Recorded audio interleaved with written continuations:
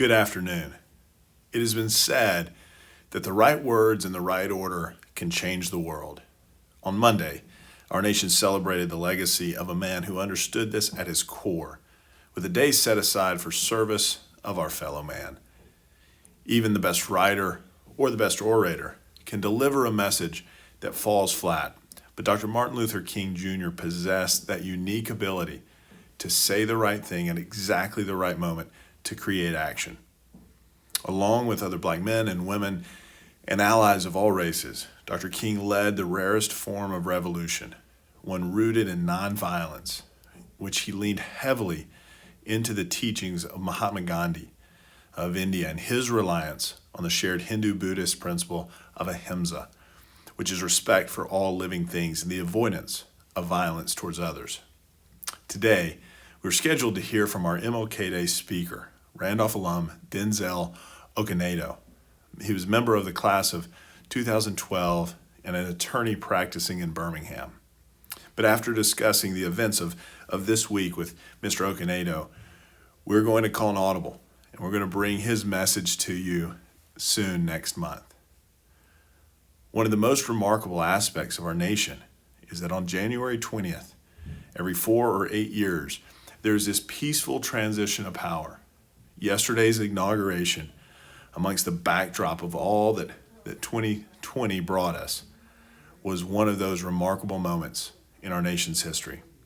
And one moment in particular stuck out in a direct link to the legacy and the dream of Dr. King.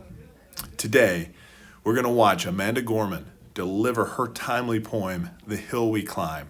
At 22, Gorman is the youngest known inaugural poet. She has overcome a speech impediment that would have not allowed her to even recite her own words that she's about to share with you just a few short years ago. It was in high school, at your age, that she was determined to be able to give life to her poems. Because as she said, writing my poems on the page wasn't enough. I have to give them breath and life, and I have to perform them as I am. And yesterday, as you'll see, she inspired us all through her spoken word, which those words were just in the right order. As she began to write this poem, she studied the speeches of Abraham Lincoln and of Dr. King himself. And one could only imagine what both of those men would think of her powerful oration yesterday. And while we have so much to work on as a nation to fulfill Dr. King's dream that he laid out from the steps of the Lincoln Memorial, not far from the podium that Gorman commanded yesterday, she captured his spirit and his legacy so well.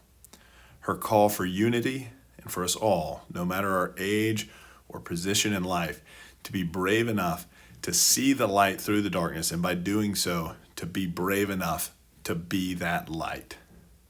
So here, in her own words, Ms. Amanda Gorman. Mr. President, Dr. Biden, Madam Vice President, Mr. Emhoff, Americans, and the world.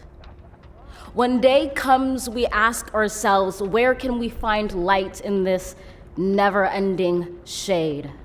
The loss we carry, a sea we must wade. We've braved the belly of the beast. We've learned that quiet isn't always peace, and the norms and notions of what just isn't always just is. And yet the dawn is hours before we knew it. Somehow we do it. Somehow we've weathered and witnessed a nation that isn't broken, but simply unfinished. We, the successors of a country and a time where a skinny black girl descended from slaves and raised by a single mother can dream of becoming president, only to find herself reciting for one. And yes, we are far from polished, far from pristine, but that doesn't mean we are striving to form a union that is perfect. We are striving to forge our union with purpose, to compose a country committed to all cultures, colors, characters, and conditions of man. And so we lift our gazes not to what stands between us, but what stands before us. We close the divide because we know to put our future first, we must first put our differences aside. We lay down our arms so we can reach out our arms to one another. We seek harm to none and harmony for all. Let the globe, if nothing else, say this is true. That even as we grieved, we grew, that even as we hurt, we hoped, that even as we tired, we tried, that we'll forever be tied together, victorious, not because we will never again know defeat, but because we will never again sow division. Scripture tells us to envision that everyone shall sit under their own vine and fig tree, and no one shall make them afraid. If we're to live up to our own time, then victory won't lie in the blade, but in all the bridges we've made. That is the promised glade, the hill we climb, if only we dare it, because being American is more than a pride we inherit. It's the past we step into and how we repair it. We've seen a force that would shatter our nation rather than share it, would destroy our country if it meant delaying democracy. And this effort very nearly succeeded. But while democracy can be periodically delayed, it can never be permanently defeated.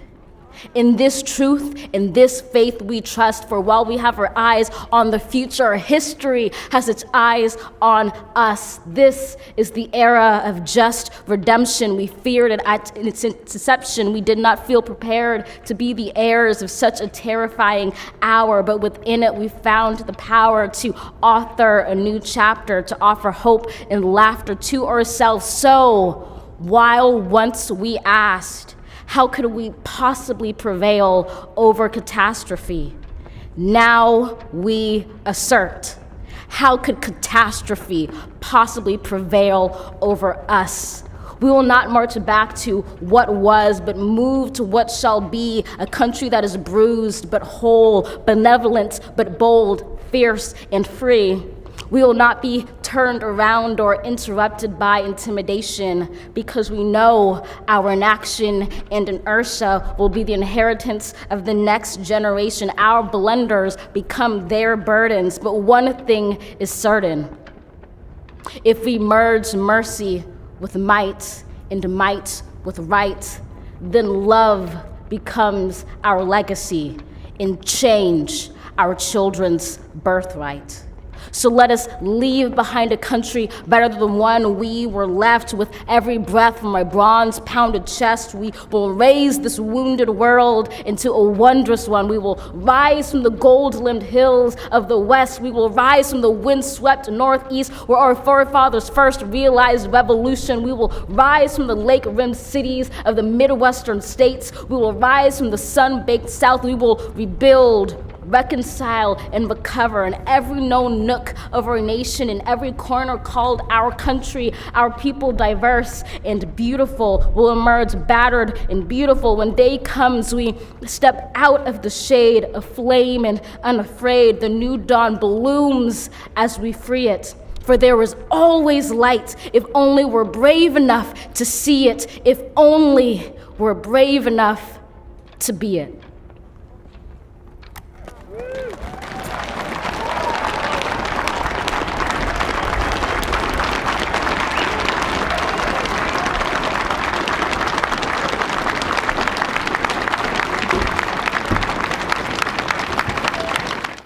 Thank you.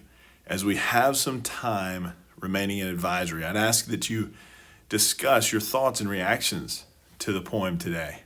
And if there is time after that discussion, consider some ways that we as a school community can serve our greater Huntsville community in the spirit of Dr. King, even at a time of social distancing.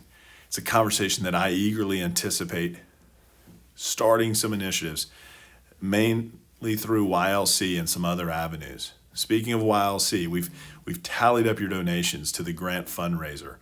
We will be announcing the winner of our Pie in the Face over the next week.